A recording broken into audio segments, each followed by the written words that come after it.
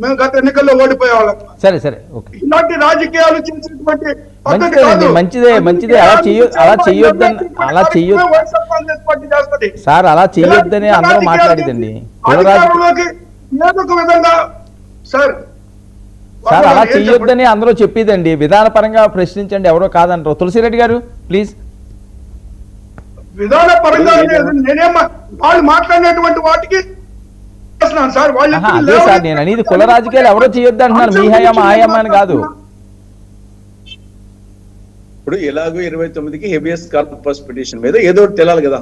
అవును, వాడి అతను వచ్చేసి మనిషినన్నా ప్రొడ్యూస్ చేయాలా, లేకుంటే మనిషి లేకుండా పోతే జరిగిందన్నా చెప్పాలా. కాబట్టి 29కి తేలుతుంది కదా, ఇంక వచ్చేసి దానికి సంబంధంగా దర్యాప్తు జరుగుతూ ఉంది. కాబట్టి మనిషినన్నా ప్రొడ్యూస్ చేయాలా, లేదా వచ్చేసి జరిగిన విషయం అన్నా మనిషి లేకుంటే ఏ విధంగా జరిగింది తెలుస్తుంది వచ్చేసి. కాబట్టి ఇది ఆల్రెడీ కోర్టులో ఉంది కాబట్టి దీనికి ఇంకా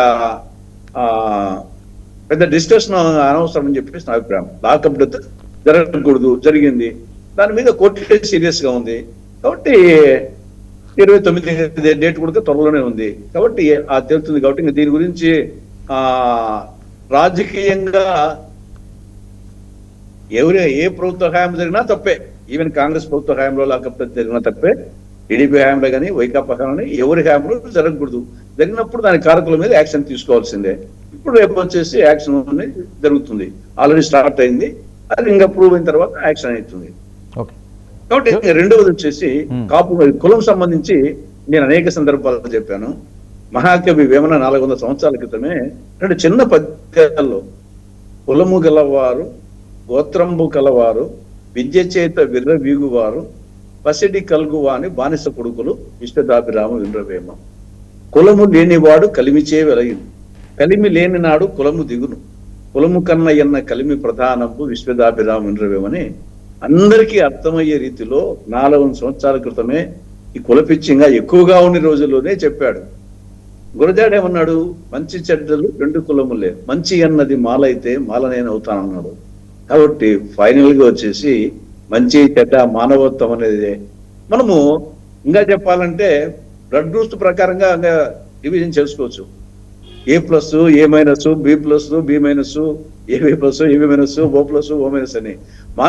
ఇప్పుడు మనం ఆసుపత్రి ఏదన్నా యాక్సిడెంట్ అయ్యి బ్లడ్ తక్కువ అయితే ఆసుపత్రికి పోయినప్పుడు మన మతం చూస్తామా, కులం చూస్తామా, లింగం చూస్తామా, గ్రూప్ చూస్తాం, బ్లడ్ గ్రూప్ చూస్తాం.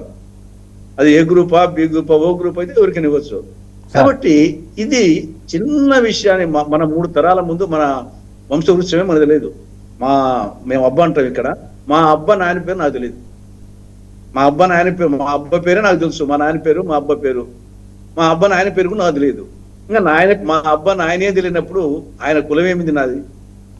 దానికోసం వచ్చేసి నేనే చెప్పుకుంటున్నాను. కాబట్టి దీనికోసము కులము చెప్పేసి పిచ్చి ఎక్కువైపోతుంది మన రాష్ట్రంలో రాను. ఇంకా అది మేధావుల్లో రాజకీయ నాయకుల్లో వాళ్ళ స్వార్థం కోసము రాజకీయ నాయకులు వంగవీటి రంగానేమో మరి క్యాస్ట్ ప్రకారంగా కాపు, ఆయన భార్య వచ్చేసి రత్నకుమారి. భార్యాభర్తలు లేని సమస్య మనకెందుకు వచ్చింది? నేనేమో రెడ్డి, నా భార్య వచ్చేసి మొదలయ్యారు. నేనేమో రెడ్డి, నా క్యాస్ట్ పరంగా పేరు పరంగా క్యాస్ట్ పరంగా నా సర్టిఫికేట్ పరంగా కాపు, సర్టిఫికేట్ పరంగా కాపు, పేరు పరంగా రెడ్డి, నా భార్య మొదలయ్యారు తమిళియన్. అంటే అనేక కులాల్లో ఆ విధంగా ఉంటది. కాబట్టి ఎన్ని ఊరిక కమ్మ వాళ్ళు వచ్చేసి రెడ్డి పెట్టుకుంటారు, బల్జా వాళ్ళు రెడ్డి పేరు పెట్టుకుంటారు. ఇప్పుడు రావు రెడ్డి టైటిల్స్